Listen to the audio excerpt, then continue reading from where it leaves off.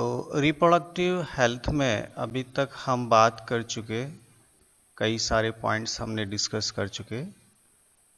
कल का जो हमारा टॉपिक था how we can control population, वो आपने खुद थोड़ा पढ़ा होगा, समझा होगा। और आज हमारा टॉपिक रहेगा MTP। ये इस चैप्टर का थर्ड टॉपिक है, MTP। इसको बोलते हैं मेडिकल टर्मिनेशन ऑफ प्रेगनेंसी।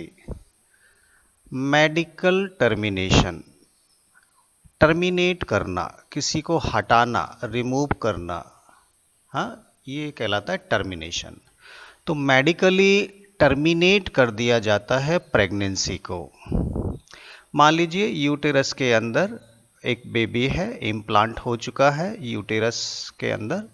अब किसी भी मेडिकल हेल्प की मदद से, चाहे वो मेडिसिन हो या थोड़ा सा सर्जिकल टाइप हो या जो भी मैनुअल टाइप का, इस तरह से जो मेडिकल एक्सपर्ट होते हैं, डॉक्टर होते हैं, वो इस प्रेगनेंसी को मैच्योर होने से पहले ही अगर हटा दें, इसको रिमूव कर दें और ये पूरा निकाल के बाहर कर दिया, तो ये जो एक प्रेगनेंसी है इसको हटाना मेडिकली टूल्स की मदद से, ये कहलाता है MTP। एक्चुअली ये इंटेंशनली, जानबूझ के जब हटाया जाता है तब ही उसको MTP बोलेंगे। अगर ये फीमेल की हेल्थ प्रॉब्लम के कारण ऑटोमेटिक अगर हटता है, अगर ये फीमेल की हेल्थ प्रॉब्लम, उसका हार्मोन्स इम्बैलेंस अगर उसके कारण ऑटोमेटिक अगर हटता है, तो उसको बोलते हैं एबॉर्शन। तो एबॉर्शन और MTP में कोई बहुत ज़्यादा अंतर नहीं है। यहाँ डॉक्टर या जो भी एक्सपर्ट होते हैं वो जानबूझ के इंटेंशनली अगर प्रेगनेंसी को रिमूव करते तो वो MTP कहलाता है। अगर ये नेचुरल हेल्थ प्रॉब्लम के कारण अगर ये ऑटोमेटिक होता है तो एबॉर्शन कहलाता है। ठीक है, तो MTP को इसीलिए एक नाम और दिया गया है, induced abortion. Induced abortion, induced मतलब जानबूझ के उसको एबॉर्शन करना। तो आखिर ये क्यों किया जाता है, इसके बारे में एक थोड़ा सा डाटा अगर हम बात करें कि पूरे वर्ल्ड में, अगर हम पूरी दुनिया की बात करते हैं, तो हर साल लगभग 45 to 50 मिलियन एबॉर्शन होता है, इंड्यूस्ड एबॉर्शन होता है, MTP होता है पूरी दुनिया में पर ईयर। और ये जो टोटल जितना भी प्रेगनेंसी होता है पूरे वर्ल्ड में एक साल में, उसका लगभग ये 1/5 पार्ट है, 1/5 पार्ट। अगर ये MTP या एबॉर्शन नहीं होता तो समझिए कि ये पॉपुलेशन और आती, हर 5 में से एक ये दुनिया में नहीं आ पाता ड्यू टू द MTP। ये नहीं आ पाता, केवल 4 ही आ पाते हैं। अगर ये भी आता तो पॉपुलेशन तो और ज़्यादा होती। इसका मतलब अभी आपको सुनने से लग रहा होगा कि MTP तो एक अच्छा तरीका है जिससे पॉपुलेशन को कंट्रोल किया जा रहा है।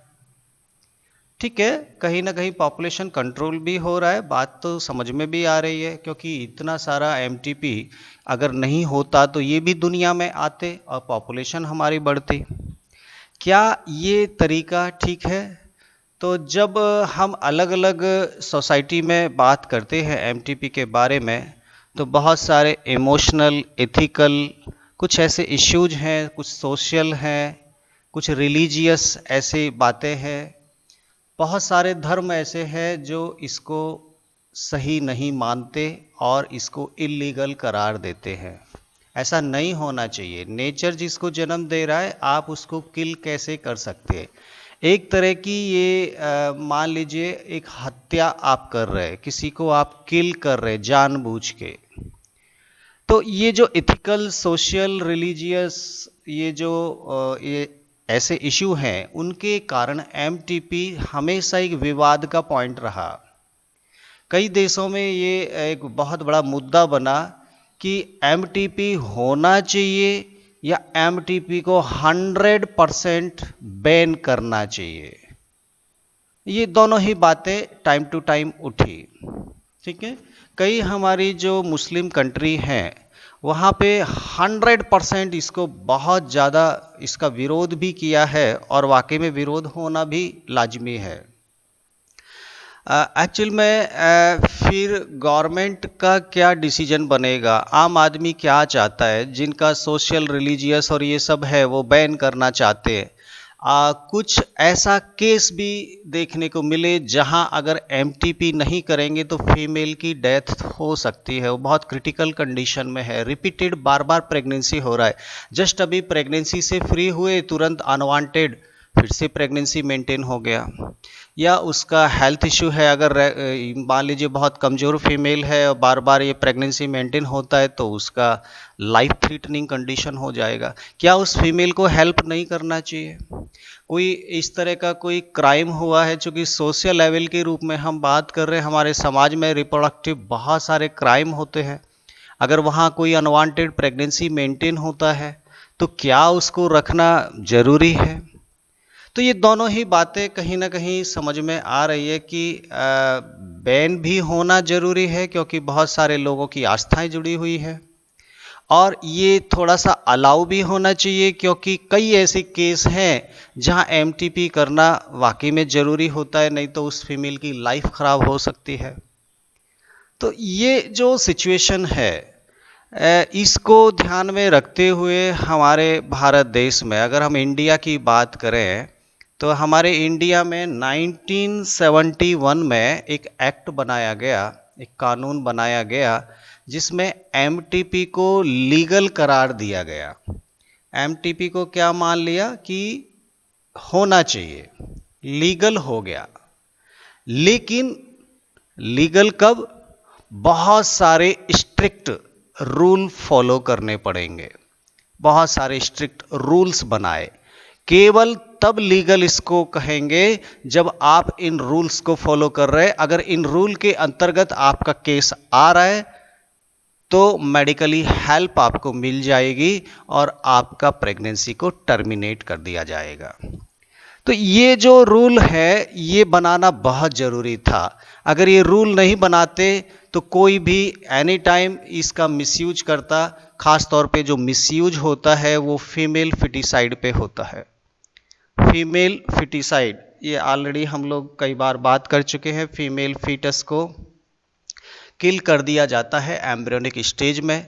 तो ये ना हो, सेक्स रेशो हमारा डिस्टर्ब ना हो, फीमेल फिटिसाइड ना हो, इसके ऊपर बहुत सारे रूल्स एंड रेगुलेशन बनाए। अगर ये कहीं ना कहीं रूल्स कोई फॉलो नहीं होते या डॉक्टर पैसे के लालच में कोई इलीगल एमटीपी करने की कोशिश करते हैं तो ऐसे ये रूल है कि बहुत बड़ी कार्रवाई उनके ऊपर हो सकती है। पूरा हॉस्पिटल सीज हो सकता है, डॉक्टर का लाइसेंस रद्द हो सकता है, और जो इस तरह का केस करवा रहे हैं उनको जेल भी हो सकती है। हाँ, तो ये जो रूल्स बनाए गए लीगल तो माना गया। अगर कोई भी एमटीपी करना है बहुत ज़रूरी है तो पहले कोर्ट में परमिशन लेना पड़ता है, जज के सामने प्रूव करना पड़ेगा, डॉक्टर की रिपोर्ट लगानी पड़ेगी कि इस कंडीशन में, इस सिचुएशन में इसकी लाइफ को खतरा होते हुए कृपया एमटीपी का परमिशन दें। अगर कोर्ट उसको लीगल समझता है तो एमटीपी का परमिशन मिलेगा और एमटीपी इजीली हो जाएगी। ये होना, इसको थोड़ा रिलैक्स करना जरूरी हो गया, क्योंकि आप 100% बैन नहीं कर सकते। अब फीमेल की हेल्थ का डॉक्टर अगर रिपोर्ट देगा, डॉक्टर की रिपोर्ट देख के अगर जज को लगेगा कि हाँ ये वाकई में लाइफ थ्रेटनिंग सिचुएशन बन रहा है, इसको अलाउ कर देना चाहिए, तो फिर विद परमिशन वो एमटीपी हो सकती है। नॉर्मली आप किसी भी हॉस्पिटल में एमटीपी के लिए इंड्यूस्ड अगर प्रेशर करेंगे तो हर एक डॉक्टर अवॉइड करता है, मना करता है, और ऐसा वो नहीं कर सकता है क्योंकि रूल्स एंड रेगुलेशन ने उसको बांध के रखा है। ऑलरेडी मैं डिस्कस भी किया था, हर हॉस्पिटल के आगे एक नोटिस लगा रहता है जिसपे ये भी लिखा रहता है कि इधर सेक्स डिटर्मिनेशन नहीं किया जाता है। सेक्स डिटरमाइन होना तो 100% बैन कर दिया है, 100%। अगर कोई भी करेगा तो सीधा उसको जेल जाना पड़ेगा। और होना भी चाहिए था। तो यहाँ से एक्चुअली सवाल क्या आता है, एमटीपी जब होता है तो यहाँ से क्वेश्चन क्या आता है, केवल एक क्वेश्चन यहाँ से बनता है कि आप अपने हिसाब से बताओ कि एमटीपी को हम लीगल माने या इसको इलीगल बोलें। तो आपका जो आंसर होगा मिला जुला होगा, केवल कुछ सिचुएशन में उसको अलाउ करना चाहिए और मोस्ट ऑफ सिचुएशन में उसको बैन करना चाहिए। ये दोनों पॉइंट आपके उसमें शामिल होंगे। एक बार जब आप ये टॉपिक पूरा थोड़ा पढ़ेंगे अपने हिसाब से तो 2 पॉइंट आप लीगल के लिए और 2 पॉइंट आप इलीगल के लिए कलेक्ट कर लेंगे और आपका क्वेश्चन क्लियर हो जाएगा। बस केवल इतना सा यहाँ से देखना है और ज़्यादा कुछ नहीं है। एमटीपी का जो फर्स्ट ट्राइमेस्टर होता है, मतलब पहले 3 महीने जो होते हैं, फर्स्ट ट्राइमेस्टर बोलते हैं इसको, मैंने ऑलरेडी आपको बताया था। यहाँ तक एमटीपी में कोई खास रिस्क नहीं होता, आसानी से हो सकता है। लेकिन अगर हम सेकंड ट्राइमेस्टर की बात करते हैं, जब फीटस थोड़ा बड़ा हो गया है, लगभग डेवलप हो गया है, हमने देखा ऑर्गन्स लगभग सब बन चुके होते हैं सेकंड ट्राइमेस्टर में, इस वक्त उस प्रेगनेंसी को रिमूव करना मतलब फीमेल के अंदर जो हार्मोन्स का लेवल है एकदम से वो चेंज होना उस फीमेल की हेल्थ के लिए बहुत डेंजरस हो सकता है। 100% तो नहीं कह सकते, लेकिन बहुत ही ज़्यादा हाई रिस्की होता है, फीमेल का डेथ भी हो सकता है। तो इस सेकेंड ट्राइमेस्टर में तो डॉक्टर बिल्कुल हाथ खड़े कर देते हैं और मना कर देते हैं एमटीपी करने के लिए। ठीक है, फर्स्ट ट्राइमेस्टर फिर भी अगर परमिशन मिलता है तो इसमें थोड़ा सेफ होता है, आसान हो सकता है। सेकेंड ट्राइमेस्टर में तो प्रेगनेंसी उसको रखना ही पड़ेगा और काफ़ी प्रॉब्लमेटिक होता है, डॉक्टर रिस्क नहीं लेते ज़्यादा। तो ये कुछ बातें हैं जो यहाँ इस टॉपिक में लिखी हैं, आप इसको पढ़िए। केवल एक क्वेश्चन होता है एमटीपी के लिए कि as per your opinion MTP should be legal और it should be ban, right some comment. बस ये एक क्वेश्चन है, केवल और केवल एक क्वेश्चन बनता है और एमटीपी का पूरा नाम भी आपसे पूछ सकते हैं, medical termination of pregnancy. I think this topic is complete now and the next topic is fourth क्या है, sexually transmitted disease STD। Class 10th में हमने कुछ बीमारियों के नाम पढ़े थे, यहाँ पे भी हम कुछ बीमारियों के नाम पढ़ेंगे। देखिए बीमारियाँ तो कई टाइप की होती हैं, अलग अलग टाइप से क्लासिफिकेशन होता है। हम जो एक नॉर्मल जो समझते हैं, कुछ बीमारियां इन्फेक्शियस होती हैं, कुछ नॉन इन्फेक्शियस होती हैं, ऐसे हमने पढ़ा था। कुछ कम्युनिकेबल होती हैं, कुछ नॉन कम्युनिकेबल होती हैं, हाँ। और अगर हम बात करें तो कुछ एक्यूट डिजीज होती है, कुछ क्रोनिक डिजीज होती है, तो अलग अलग टाइप से क्लासिफिकेशन होता है। एसटीडी भी बहुत सारी बीमारियां हैं जो मोस्ट ऑफ क्या हैं, इन्फेक्शियस बीमारियां हैं। ये इन्फेक्शन से होती हैं, हमारे बॉडी में कुछ माइक्रो ऑर्गेनिज्म हैं, अगर वो आ जाएं और हमारा बॉडी उनको किल नहीं कर पाए तो उन माइक्रो ऑर्गेनिज्म से हमको इन्फेक्शन हो जाता है। और इन्फेक्शन जो हुआ अगर स्पेशली वो हमारे रिप्रोडक्टिव ऑर्गन के अंदर हुआ, अगर वो इन्फेक्शन रिप्रोडक्टिव ऑर्गन के अंदर हुआ तो उन इन्फेक्शियस डिजीज को हम एसटीडी के रूप में जानते हैं। क्यों? क्योंकि जब भी रिप्रोडक्टिव ऑर्गन, जब भी यहाँ सेक्सुअली रिलेशन बनेगा तो एक पार्टनर के अंदर जो वो इन्फेक्शन है वो दूसरे को ट्रांसफर आसानी से हो जाएगा क्योंकि ये इन्फेक्शियस हैं। अब ये जो इन्फेक्शियस है, चूंकि सेक्सुअली रिलेशन से ये स्प्रेड होते हैं, इन्फेक्शियस है, कम्युनिकेट हो रहे, इसलिए ये इनको एक स्पेशल नाम दिया, sexually transmitted disease, the disease which are spread through the sexually relation. तो इनके कारण क्या है ये तो समझ में आता है कि इन्फेक्शन कोई भी चीज का इसलिए हो रहा है क्योंकि उस व्यक्ति का इम्यूनिटी कम है। सबसे पहली बात, इम्यूनिटी कम है, ठीक है, इम्यूनिटी कम है इसीलिए इन्फेक्शन उसके अंदर ग्रो कर रहा है। दूसरा, हमारे बॉडी में जो भी जेनिटल ऑर्गन्स है वहाँ ओपनिंग है, ओपनिंग मीन्स डायरेक्ट इन्वायरमेंट के संपर्क में ऑर्गन्स है, or through the openings the microorganism can reach into the genital tract also, and it can grow, it can infect that tissue, that organ, that part. और जब कभी भी कोई infection होगा किसी भी जेनाइटल ट्रैक्ट के अंदर तो वहां पर क्या होगा, सिम्टम्स आएंगे और प्रॉब्लम फील होगा, इन्फ्लेमेशन होगा और प्रॉब्लम्स भी आएंगे।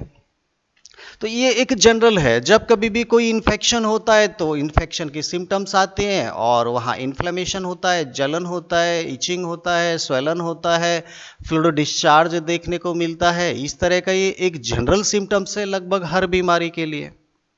हाँ, स्वेलन, इचिंग, ये फ्लूइड डिस्चार्ज, इस तरह का प्रॉब्लम आना शुरू हो जाता है। तो इम्यूनिटी कम है, चलो ठीक है, इसलिए इन्फेक्शन हो रहा है। ओपनिंग है तो इन्फेक्शन तो देखिए आएगा बॉडी में। आपका बॉडी अगर स्ट्रांग है तो इन्फेक्शन रुकेगा। नंबर 2, थोड़ा अनहाइजेनिक कंडीशन अगर आप मेंटेन करते हैं, साफ सफाई का ख्याल नहीं रखते, आप अनसेफ, मान लीजिए इसमें अगर कोई भी ऐसा केस आता है, अनसेफ सेक्सुअली रिलेशन बनते हैं तो वहाँ स्प्रेड होने के चांस बहुत आसान होते हैं। तो ये कुछ ऐसी सिचुएशन है जिनसे ये बीमारियां फैलती हैं। हमको याद क्या रखना है एसटीडी में, हमको कुछ बीमारियों के नाम याद रखना है और कोशिश ये करो कि ये बीमारियों के नाम अगर आप इनके कॉजेज के साथ, चूँकि क्लास 12 में अभी कोई आवश्यकता नहीं है, केवल इतना हम देखते हैं कि वो वायरस से बीमारी हो रही है या फिर वो बैक्टीरिया से बीमारी हो रही है। अभी क्लास 12 में या नीट लेवल तक आपको इतना ज़्यादा डीप में जाने की ज़रूरत नहीं है कि वायरस कौन सा है और बैक्टीरिया कौन सा है। वो अनवांटेड अभी फ़िलहाल आपके ऊपर प्रेशर आएगा, जब आवश्यकता रहेगी आप गूगल की मदद लेके उनको देख सकते हैं। तो फिलहाल कुछ बीमारियों के नाम मैं आपको समझा देता हूँ, दोनों को अलग अलग ग्रुप में हम थोड़ा बांटेंगे। जो बीमारी आपके बुक में है केवल वही थोड़ा सा डिस्कस कर लेते हैं, केवल उनके नाम हम जान लेते हैं। सबसे पहले मैं बात करूंगा गोनेरिया, तो गोनेरिया हमारा बैक्टीरिया में आएगा, गोनेरिया, ठीक है। दूसरा आपकी बुक में लिखा सिफिलिस, ये भी बैक्टीरिया में आएगा। थोड़ा इतना तो दिमाग में डाल लीजिए कि ये क्या है, ठीक है। इसके बाद हम बात करेंगे जेनाइटल हर्प्स, तो हर्प्स तो हमारा वायरस में आएगा, जेनाइटल हर्प्स। और इसके बाद क्लेमाइडाइसिस है, वो बैक्टीरिया से होता है, क्लेमाइडाइसिस, ठीक है, ये बैक्टीरिया से हो जाएगा। फिर जेनाइटल वार्ट है, ये भी वायरस से होता है, genital ward. Actually genital part में कोई वायरस या बैक्टीरिया ही इन्फेक्शन करते हैं मोस्ट ऑफ, हालांकि इम्यूनिटी अगर स्ट्रांग है तो ये इन्फेक्शन नहीं होगा। ट्राइकोमोनियासिस की बात करें तो ये बैक्टीरिया से होता है, ट्राइकोमोनियासिस, ठीक है। हेपेटाइटिस बी की बात करते हैं तो हेपेटाइटिस वायरस से होता है, हेपेटाइटिस बी, हेपेटाइटिस वायरस से है और इसका वैक्सीन मार्केट में उपलब्ध है, इसका वैक्सीन मौजूद है। अगर वैक्सीन ऑलरेडी यूज करते हैं तो फिर इसके इन्फेक्शन के चांस बहुत कम हो जाते हैं। अभी हर चीज़ का वैक्सीन तो उपलब्ध नहीं है, लेकिन हेपेटाइटिस का है, इसलिए मैंने थोड़ा बता दिया, ठीक है। हेपेटाइटिस के बाद सबसे मोस्ट डेंजरस हमारा HIV इन्फेक्शन, HIV मतलब एड्स, ये वायरस से होता है। तो ये कुछ ऐसी डिजीज हैं जिनको हम STD के रूप में शामिल करते हैं, क्योंकि ये सेक्सुअली रिलेशन से एक से दूसरे को स्प्रेड होती हैं, फैलती हैं। और दो मेन हमारे पैथोजेंस हैं, एक है वायरस और एक है बैक्टीरिया, ठीक है। तो बस केवल इतने से नाम अभी फ़िलहाल अगर दिमाग में डालेंगे तो I think it is sufficient. इनमें से जो मोस्ट डेंजरस बीमारियां हैं वो भी थोड़ा दिमाग में रखिए। एड्स सबसे खतरनाक है, आगे एक चैप्टर आएगा वहाँ एड्स पूरा आपको पढ़ना है, कैसे फैलता है, क्या कारण है और इसका लाइफ साइकिल क्या है, वायरस का पूरा डिजीज हमको आएगा। ऑफ कोर्स हेपेटाइटिस भी बहुत डेंजरस है। हेपेटाइटिस की हम बात करते हैं, एक्चुअली वायरस की तो सभी बीमारियां डेंजरस होती है। अब जेनाइटल वार्ट और जेनाइटल हब्स की भी बात करें तो ये भी आपका डेंजरस है, फिर भी hubs is more dangerous, virus भी डेंजरस है, चूंकि वायरस को किल करने की मेडिसिन नहीं होती इतनी खास, कोई एफिशिएंट एंटीवायरल मेडिसिन नहीं मिलती। और बैक्टीरिया के लिए तो एंटीबायोटिक होती है, एक से एक इम्पॉर्टेंट एंटीबायोटिक मौजूद है, लेकिन कोई भी एंटीबायोटिक बिना डॉक्टर के सजेशन के यूज नहीं करना चाहिए। ये मैं आपको बार बार बोलता हूँ, एंटीबायोटिक्स बिना डॉक्टर रिकमेंडेशन के यूज नहीं करना चाहिए। क्यों? जब मैं इवोल्यूशन आपको पढ़ाऊंगा या फिर कुछ ऐसे और भी टॉपिक आएंगे तो मैं बताऊंगा कि अगर आप अनवांटेड इरेगुलर डोज लेंगे एंटीबायोटिक के तो वो बैक्टीरिया रेजिस्ट करने लगते हैं और वो एंटीबायोटिक फिर इन फ्यूचर आपकी बॉडी में कभी काम नहीं आएगी। तो एंटीबायोटिक थोड़ा सोच समझ के यूज करना चाहिए, जब तक ज़रूरत नहीं है एंटीबायोटिक नहीं लेना चाहिए। एंटीबायोटिक केवल बैक्टीरिया को कंट्रोल करती है, ये भी हमें याद रखना है। एंटीवायरल मेडिसिन बहुत कम मार्केट में अवेलेबल हैं, क्योंकि वायरस का खुद का कोई लाइफ प्रोसेस नहीं होता, इसलिए इनको कंट्रोल करना बड़ा मुश्किल होता है। क्लास 9th का टॉपिक था कि मार्केट में एंटीवायरल मेडिसिन आखिर कम क्यों मिलती है, इसका वहाँ रीजन भी आपको समझाया था। तो ये एसटीडी हो गया। अब खास तौर पे ऐसा नहीं है कि एसटीडी केवल सेक्सुअली रिलेशन से ही फैलती है।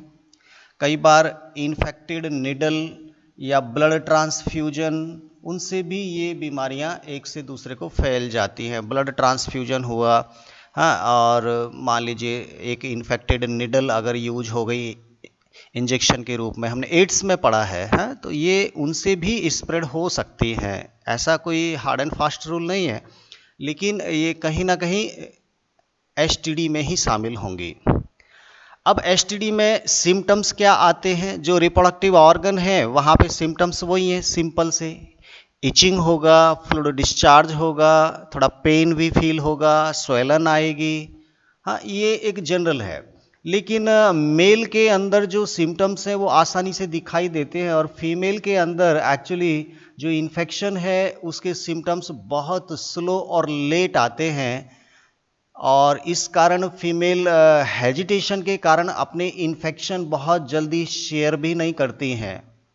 एक्चुअली ये एक जितना अर्ली स्टेज में आपको इन्फेक्शन का पता चलेगा, उसका इलाज करना उतना ही ज़्यादा आसान हो जाता है। अब जितना आप उन सिम्टम्स को सहन करते जा रहे और बीमारी किसी को शेयर नहीं कर रहे, अगर आप डॉक्टर से नहीं मिल रहे या किसी अपने फ्रेंड को कम से कम शेयर करेंगे तो डॉक्टर के पास जाने का रास्ता वो एडवाइस दे सकता है। तो ये जितना हेजिटेशन करेंगे, जितना सिम्टम्स को हम दबाएंगे, उतना ही विग्रस ग्रोथ आपके बॉडी में वो इन्फेक्शन कर जाएगा। और लास्ट स्टेज अगर आप इसको सहन करते रहे, बहुत ज़्यादा प्रॉब्लम हुआ, इवन जब एक कोई ऐसा इन्फेक्शन जो अनकंट्रोल्ड हो जाता है, उस वक्त कैंसर वहाँ डेवलप हो सकता है। तो ये बहुत डेंजरस बीमारी, पूरा आपका रिप्रोडक्टिव ऑर्गन सिस्टम में कैंसर प्रोड्यूस हो सकता है। तो इन्फेक्शन कभी भी लाइटली नहीं लेना चाहिए, हमें सीधा डॉक्टर से जाके बात करना चाहिए, क्योंकि ये हमारी लाइफ का सवाल है और सिंपल छोटा सा।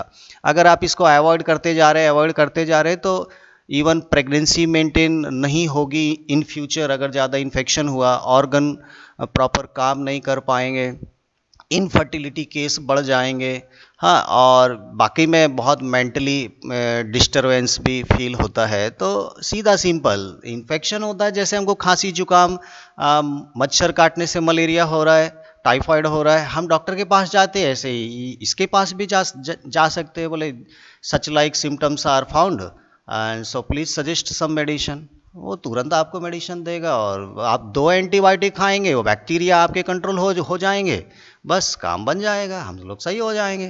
तो ज़्यादा बड़ा प्रॉब्लम है नहीं, बस केवल ये एड्स जैसा जो है बीमारी, ये थोड़ा परेशान कर सकता है।